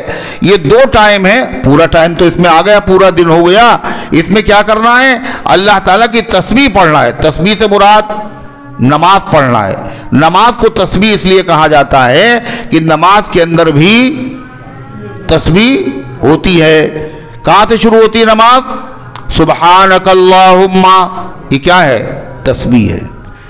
رکوع میں سبحان ربی العظیم تسبیح ہے، سجدے میں سبحان ربی الاعلیٰ یہ تسبیح ہے۔ وَسَبِّحْ بِالْعَشِيِّ وَالْإِبْكَارِ، اور تسبیح بیان کرنا اللہ تعالیٰ کی، تقدیس و تحمید کرنا شام کو اور صبح۔ اللہ تعالیٰ نے فرمایا یہ ہوا خلاف عادت واقعہ۔ پہلا واقعہ کون تھا؟ مریم کے بعد بے موسم کے پھل آ رہے ہیں۔ دوسرا واقعہ زکریا علیہ السلام کے بعد عمر زیادہ ہونے کے باوجود اللہ تبارک و تعالیٰ نے ان کو بیٹا عطا فرما دیا، حضرت یحییٰ علیہ السلام جیسا۔ اب اللہ کو بیان کیا کرنا ہے؟ اصل میں حضرت عیسیٰ علیہ السلام کا ذکر کرنا ہے۔ عیسیٰ علیہ السلام کو بھی اللہ نے کیسے پیدا کیا؟ بالکل نرالے انداز سے۔ تو یہ پہلے تمہید ہے، پھر اصل واقعہ آنے والا ہے۔ عیسیٰ علیہ السلام سے پہلے عیسیٰ علیہ السلام کی والدہ یعنی حضرت مریم، ان کا اللہ تعالیٰ نے مقام، مرتبہ، بزرگی بتائی اور فرمایا وَإِذْ قَالَتِ الْمَلَائِكَةُ يَا مَرْيَمُ إِنَّ اللَّهَ اصْطَفَاكِ۔ وہ وقت یاد کرنے کے لائق ہے جب فرشتوں نے کہا، کس سے؟ عیسیٰ علیہ السلام کی والدہ سے، یا مریم، اے مریم، ان اللہ اصطفاکی، اللہ نے تمہیں چن لیا ہے مریم۔ عورتیں بیت المقدس کی خادم نہیں ہوتی تھیں، اللہ نے تمہیں قبول کر لیا۔ وطہرکی، اور اللہ نے تمہیں پاک و صاف رکھا ہے، کائے سے؟ گندے کاموں سے، گندی باتوں سے، ہر چیز سے پاک رکھا ہے تمہیں۔ وَاصْطَفَاكِ عَلَى نِسَاءِ الْعَالَمِينَ، اور اللہ نے تمہیں چن لیا ہے، ایک دو عورتوں کے اوپر نہیں، ساری کائنات کی عورتوں کے مقابلے میں اللہ نے تمہیں چن لیا ہے۔ ساری دنیا کی عورتوں میں حضرت مریم کو اللہ نے کیسے چنا کہ ایک کام ان سے ایسا ہوا، دنیا کی کوئی عورت اس میں شریک نہیں ہے، یعنی بغیر مرد کے اللہ نے ان سے بیٹا پیدا کر دیا۔ اپنی قدرت کی نشانی حضرت عیسیٰ علیہ السلام کو۔ یہ سعادت، یہ شرف حضرت مریم کے علاوہ کسی کو حاصل نہیں ہوا۔ وَاصْطَفَاكِ عَلَى نِسَاءِ الْعَالَمِينَ، جب اتنی بڑی اللہ تعالیٰ نے تمہارے اوپر مہربانی کی ہے مریم، شکر ادا کرو۔ شکر کیا ہے؟ اللہ تعالیٰ نے فرمایا اِنَّا أَعْطَيْنَاكَ الْكَوْثَرَ، اے پیغمبر ہم نے آپ کو سب سے بڑی نعمتیں دی، دنیا اور آخرت کی عظیم الشان نعمتیں دی ہیں۔ اے پیغمبر شکر کیجئے ان کا۔ کیا شکر کریں گے؟ فَصَلِّ لِرَبِّكَ وَانْحَرْ، نماز پڑھیے، شکر ادا کیجئے، قربانی کیجئے، یہ شکر ہے۔ مریم تم کیسے شکر ادا کرو گی؟ یا مریم اقنتی لربکی واسجدی وارکعی مع الراکعین، اے مریم تم اللہ کی فرما برداری کرتی رہو۔ قنوت کے معنی فرما برداری کرنا، جس چیز سے منع کیا جائے رکی رہنا، جس کے کرنے کا حکم دیا جائے اس کو کرتے رہنا، یہ ہے قنوت۔ قنوت کے معنی دعا کے بھی ہیں، قنوت کے معنی لمبے قیام کے بھی ہیں، یعنی نماز پڑھنا اور نماز میں بڑا لمبا قیام کرنا۔ چنانچہ حضرت مریم کے بارے میں آتا، وہ نماز پڑھتی تھی، اتنا لمبا قیام ہوتا تھا ان کے پیروں پر ورم آ جاتا تھا۔ یا مریم اقنتی لربکی، اے مریم تم اطاعت کرتی رہنا اپنے پروردگار کی، واسجدی، اور سجدہ کرنا۔ نماز میں تین چیزیں ہیں، قیام، سجدہ رکوع تینوں کا ذکر ہو گیا. تم کیا کرنا؟ اقنتی لربکی، اپنے پروردگار کے آگے لمبا قیام، واسجدی اور سجدے کرنا، وارکعی مع الراکعین، اور رکوع کیا کرو رکوع کرنے والوں کے ساتھ. رکوع کرنے والوں کے ساتھ مطلب رکوع نماز کا بڑا اہم رکن ہے اور اس میں لوگ بڑی کوتاہی کرتے ہیں. جیسے کامل مکمل رکوع کرنے والے ہیں ویسے ہی رکوع کرنا. کامل مکمل رکوع نہیں کرتے. زیادہ تر آپ دیکھیں گے ذرا سا جھکے اور سیدھے کھڑے ہو گئے. یہ رکوع نہیں ہے کامل مکمل. حضور پاک صلی اللہ علیہ وسلم اس طرح رکوع فرماتے تھے سر اور کمر بالکل برابر آ جائے. یا ذرا سا جھکے اٹھ کے کھڑے ہو گئے. کتنے لوگ ایسے؟ کوئی معذور ہے ایک الگ چیز ہے، معذور نے ادھر نے نوجوان ہو ایسے ہی پڑھ لیں نماز. اور جب وہ سجدے میں جاتے، جب رکوع میں جاتے تو کیا کرتے ہیں؟ ہاتھ ایسے رکھتے، ایسے گھٹنوں پہ ہاتھ ایسے. کوئی خالی گھٹنے یوں چھوتا ہے. دیکھتے جائیے آپ، طرح طرح کے نمونے آپ کو ملیں گے نماز پڑھنے کے دوران. اور بڑے پرانی نمازی ہیں، اور گھٹے پڑ گئے اور ڈھٹے پڑ گئے مگر رکوع کرنا بھی نہیں ہے. گھٹنے پکڑو باقاعدہ، اور پکڑنے میں انگلیاں کھلی رہیں اور سجدے میں انگلیاں ملی رہیں. فرمایا ورکعی، رکوع اتنا اہم رکن ہے کہ اگر کسی آدمی کو نماز میں رکوع مل جاتا ہے تو کیا سمجھا جاتا ہے؟ پوری رکعت مل گئی. اور رکوع چھوٹ گیا تو پھر رکعت چھوٹ گئی. اب رکعت تو چھوٹ گئی، اب کھڑے ہوئے ہیں، امام صاحب سجدے میں ہیں ابھی تو، اور رکعت تو مانی نہیں جائے گی. تو سجدے میں جانے سے فائدہ کیا خام خواہی میں؟ دو سجدے کریں ایکسٹرا، وہ کھڑے ہو انتظار کر رہے ہیں. اللہ کے نبی نے فرمایا ما ادرکتم فصلو، امام کے ساتھ جو ملے وہ پڑھو، اور ما فاتکم فاتمو، اور جو تم سے چھوٹ جائے وہ بعد میں کھڑے ہو کر کے پوری کر لینا. مگر ایک سجدہ بھی بلا وجہ چھوڑنا نہیں. کیا معلوم یہی سجدہ تمہاری مغفرت کا سامان بن جائے. وہ ایک سجدہ جسے تو گرا سمجھتا ہے 1000 سجدوں سے دیتا ہے آدمی کو نجات. اس لیے جس رکن میں امام کو پاؤ اس میں شریک ہو جاؤ. وارکعی مع الراکعین، رکوع کرو رکوع کرنے والوں کے ساتھ. بعض حضرات نے کہا اس سے مراد ہے نماز، یعنی نماز پڑھو نماز پڑھنے والوں کے ساتھ. مریم جماعت سے نماز پڑھو.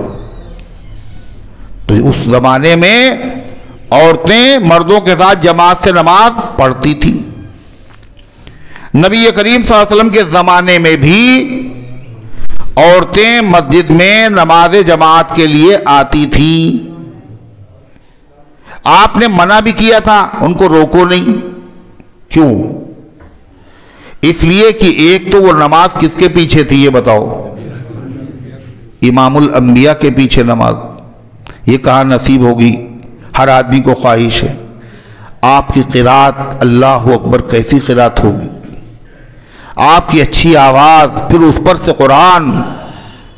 کسی نبی کی آواز خراب نہیں ہوتی. ہر نبی کی آواز اپنے زمانے میں سب سے اچھی ہوتی، اور اللہ کے نبی کی آواز تو تمام آوازوں سے اچھی ہے. اور آپ جب قرآن پڑھتے ہوں گے اللہ اکبر کیا مزہ آتا ہوگا. ایک صحابی کہتے ہیں حضور پاک علیہ السلام فجر کی نماز میں کیا پڑھتے تھے؟ آپ پڑھتے تھے سورہ قاف. سورہ قاف ہے 26ویں پارے میں.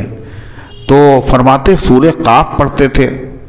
ایک روایت میں آیا سورہ مرسلات آپ نے پڑھی. ایک روایت میں آیا آپ نے اقتربت الساعۃ وانشق القمر سورہ قمر پڑھی. ایک روایت میں سورہ اعراف پڑھی. وہ صحابی کہتے ہیں حضور پڑھتے چاہے جو بھی سورت، مگر وہ نماز بہت ہلکی معلوم ہوتی تھی. وہ نماز یہ اعجاز تھا، نبی کا معجزہ تھا، نبی کی خصوصیت تھی. دل لگتا اور جی چاہتا کہ حضور تھوڑا اور پڑھے. یہ چیز کہاں پیدا ہوگی؟ اسی طریقے سے جمعے کے دن فجر کی نماز میں سورہ دہر اور الف لام میم السجدہ، یہ پڑھا کرتے تھے آپ. کبھی کبھی نہیں پڑھتے، فرض واجب نہیں ہے، نماز تو ہو جائے گی، لیکن افضل بہتر یہ تھا کبھی کبھی آپ یہ پڑھا کرتے تھے. تو بہت سارے حضرات کے وہاں اب بھی معمول ہے کہ جمعے کی فجر میں یہی صورتیں پڑھی جاتی ہیں. ہمارے وہاں یہاں مولانا جب نماز پڑھاتے تھے، مولانا عبدالعلیم صاحب فاروقی، تو وہ بھی جمعے کے دن پڑھتے تھے سورہ دہر. اور حضرت مدنی رحمت اللہ علیہ کے بعد دیوبند میں ایک مدنی مسجد ہے، مدنی مسجد مولانا اسد مدنی، ارشد مدنی، ان کے والد مولانا حسین احمد مدنی کی مسجد ہے. تو اس مسجد میں، اور اسی طریقے سے دلی میں جو جمعیت کی مسجد ہے، جمعیت العلماء کا دفتر ہے، وہاں بھی آج بھی یہی معمول ہے کہ فجر کی نماز میں جمعے کے دن الف لام السجدہ اور سورہ دہر پڑھی جاتی ہے.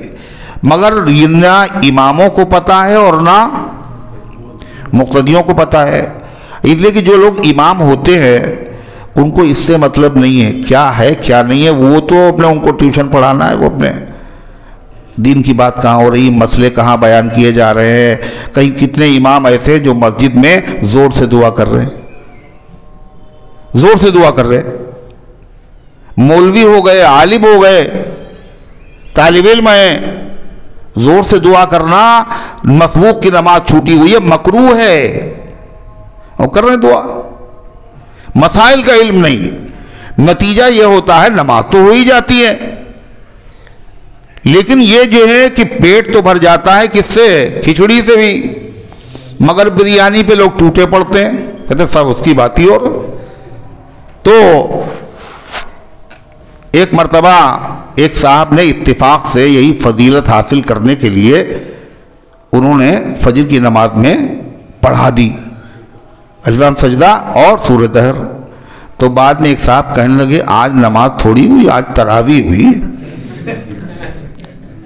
ان کو پتہ ہی نہیں یہ سنت ہے.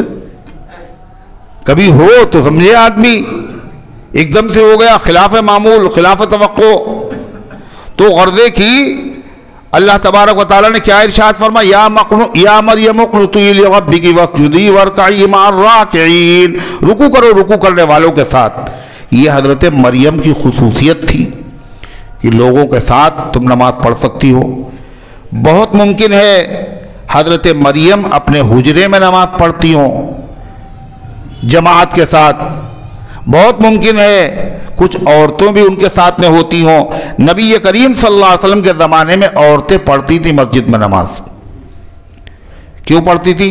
نئے نئے مسئلے روزانہ معلوم ہو رہے تھے. نبی کے پیچھے ایک تو نماز، دوسرے مسائل کا علم. اس کی ضرورت مردوں کو بھی، اس کی ضرورت عورتوں کو بھی، اس لیے پڑھنے کے لیے آتی تھی. مگر حضور پاک صلی اللہ علیہ وسلم نے اس زمانے میں بھی فرما دیا تھا عورتوں سے تمہاری نماز جو گھر میں پڑھو وہ زیادہ اچھی، وہ زیادہ اچھی. ایک صحابیہ ان کا نام ہے حضرت ام عطیہ انصاریہ. ایک مرتبہ انہوں نے کہا اللہ کے رسول میں آپ کے ساتھ نماز پڑھنا چاہتی ہوں، انی احب الصلاۃ معک.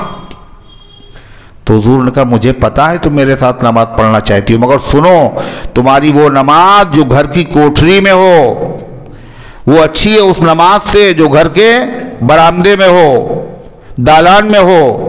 اور دالان کی نماز اچھی ہے جو آنگن میں ہو، اور آنگن کی نماز اچھی ہے جو محلے کی مسجد میں ہو، اور محلے کی مسجد کی نماز سے وہ نماز اچھی ہے جو میری اس مسجد میں ہو. کون سی مسجد؟ دلی کی جامع مسجد، مسجد نبوی. اللہ اکبر. ایک نماز کا ثواب جہاں اس مسجد سے اچھی، حضور فرماتے ہیں عورتوں کی وہ نماز جو دوسری مسجد میں ہو، اور سب سے اچھی ہے جو ان کے گھر میں ہو. اب صحابہ تو کیا تھے، نبی کے سچے عاشق تھے. جی تو چاہتا ہے حضور کے پیچھے پڑے، حضور کی آواز سنیں، مگر حضور کیا چاہتے ہیں کہ عورتیں گھر میں پڑھیں. چنانچہ صحابہ کا معاملہ یہی تھا. انہوں نے کیا کہا، ام عطیہ انصاریہ نے جب یہ حدیث سنی اس دن سے مسجد نبوی میں کبھی نہیں آئیں، اور کہا گھر پہ کوئی ایک ایسا حصہ بنا دو جہاں پہ ہم نماز پڑھا کریں گے. چنانچہ وہی نماز پڑھتی رہی اور وہی ان کا انتقال ہو گیا, مسجد میں نہیں آئیں. آج کل جو غیر مقلد ہیں, اپنے آپ کو اہل حدیث کہتے ہیں, وہ لوگ کہتے ہیں کہ عورتوں کو بھی مسجد میں آنا چاہیے. آپ کو پتہ ہے حضرت فاروق اعظم رضی اللہ تعالیٰ عنہ نے منع کر دیا تھا کہ عورتیں مسجد میں نہیں آئیں گی. ام المومنین حضرت عائشہ صدیقہ رضی اللہ عنہا, جو نبی کریم صلی اللہ علیہ وسلم کی زوجہ مطہرہ ہیں, مزاج شناس نبوت ہیں, بیٹھ جاؤ ذرا جلدی سے, مزاج شناس نبوت ہیں, حضرت عائشہ صدیقہ رضی اللہ عنہ فرماتی تھی اللہ جو آج عورتوں میں بدلاؤ آیا ہے, یہ کب کی بات ہے؟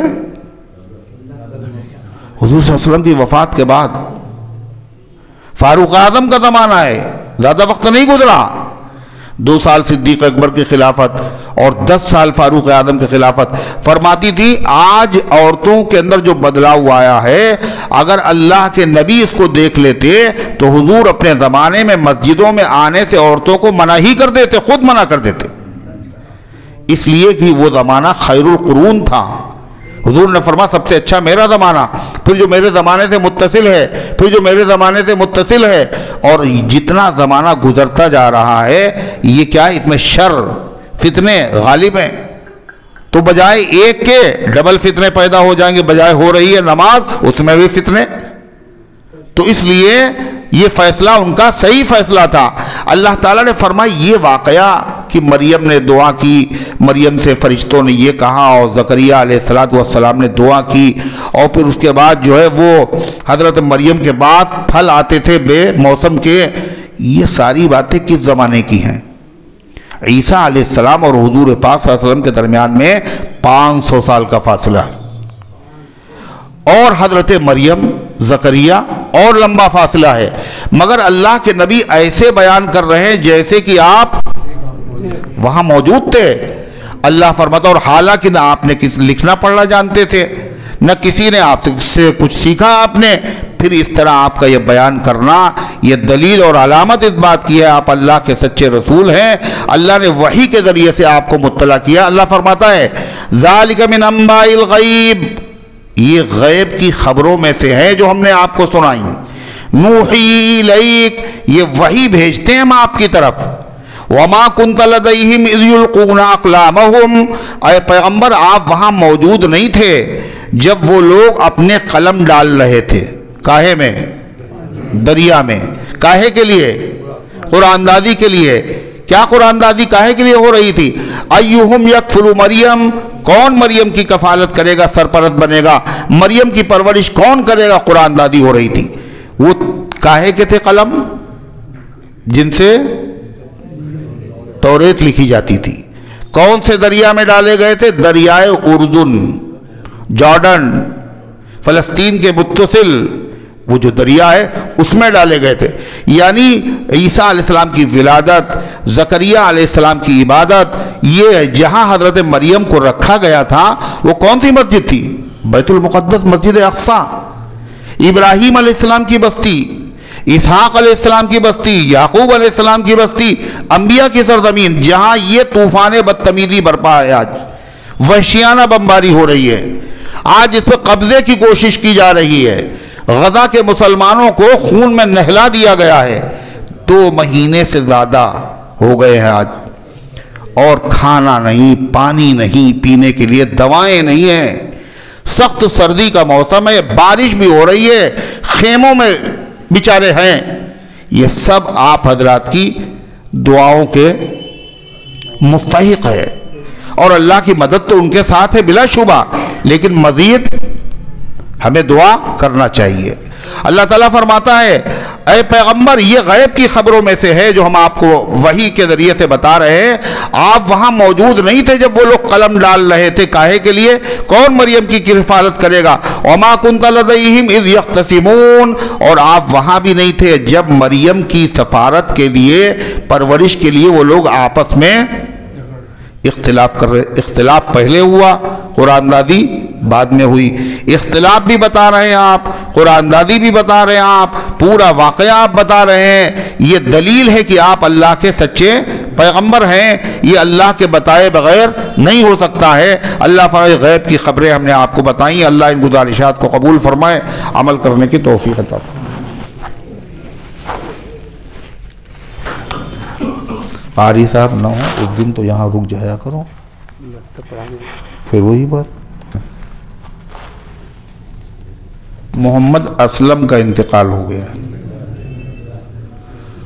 اور قاری وسیم صاحب کا انتقال ہوا، جو فرقانیہ کے مشہور قاری تھے، بین الاقوامی شہرت یافتہ تھے۔ پچھلے یعنی اتوار کے دن تو ان تمام حضرات کے لیے دعا کرے، اللہ تعالیٰ ان حضرات کی مغفرت فرمائے، درجات کو بلند فرمائے۔ منا بھائی کی اہلیہ کی طبیعت خراب ہے، سعید اور آراف کی اہلیہ اور آراف کی والدہ اور نہ معلوم کتنے اللہ کے بندے اور بندیاں بیمار ہیں، سب کے لیے دعا کیجیے، اللہ سب کو شفا عطا فرما۔ اللہم صلی علی سیدنا وعلی آل سیدنا کما تحب و ترضا عدد ما تحب و ترضا۔ اللہم انت السلام و منک السلام تبارکت یا ذا الجلال والاکرام۔ اے اللہ ہم سب کی حاضری کو اپنی رحمت سے قبول فرما، ایمان کامل عطا فرما، اعمال صالحہ کی توفیق عطا فرما، اس درس قرآن کو اپنی رحمت سے قبول فرما۔ اے اللہ اس کے فیض کو گھر گھر کے اندر پہنچا دے۔ اے اللہ اس کی برکت سے عقائد، اعمال، اخلاق، معاشرہ، اے اللہ عبادات سب کی اصلاح فرما دے۔ اے اللہ تو نے کہنے اور سننے کی توفیق دی ہے، عمل کی بھی توفیق عطا فرما دے۔ اے اللہ اس کی برکت سے تمام بیماروں کو شفا عطا فرما، تمام حاجت مندوں کی حاجتوں کو پورا فرما، غلط مقدمات میں ماخوذ لوگوں کو عزت کے ساتھ بری فرما دے۔ اے اللہ جہاں کہیں تیرے بندے پریشان حال ہیں، غیب سے ان کی مدد فرما۔ اے اللہ جو مسجد اقصیٰ کی حفاظت کے لیے اپنی جان، اپنا مال، اپنا وقت، اپنی بیویاں، اپنے بچے سب کچھ قربان کر رہے ہیں، اے اللہ ان مجاہدین کے حال پر رحم فرما۔ اے اللہ غیب سے ان کی نصرت فرما، حمایت فرما۔ اے اللہ جو دشمن جو اسرائیل اور اس کے حمایتی ہے، اے اللہ یہ بڑے ظالم ہے، اللہ ظلم کی انتہا ہو چکی ہے، مالک ان سب کو عبرتناک سزا عطا فرما۔ اسی دنیا میں اللہ ان کو ذلیل اور رسوا فرما دے۔ اے اللہ مسجد اقصیٰ کی حفاظت فرما، اے اللہ حرمین شریفین کی حفاظت فرما، تمام مساجد، تمام مراکز اسلامیہ کی حفاظت فرما، تمام بزرگوں کے عمروں میں برکت عطا فرما۔ اے اللہ دین کے، قوم و ملت کے جو خدام ہیں، اے اللہ ان سب کی عمروں میں برکت عطا فرما۔ اے اللہ اے کائنات کے بنانے والے، ہم سب کو مسجد اقصیٰ میں نماز پڑھنے کی سعادت عطا فرما۔ اے اللہ جو دنیا سے جا چکے ان سب کی مغفرت فرما، جنہوں نے دعاؤں کے لیے کہا ہے یا لکھا ہے یا ان کا ہم پر حق ہے یا وہ ہم سے امید رکھتے ہیں، اے اللہ جو امتحان دے رہے ہیں، اے اللہ ان سب کو اپنے مقصد میں کامیابی عطا فرما۔ اے اللہ ہم سب کو اسلام پر زندہ رکھ، ایمان پر موت دے، ایمان والوں کے ساتھ حشر فرما۔ آمین یا رب العالمین برحمتک یا ارحم الراحمین۔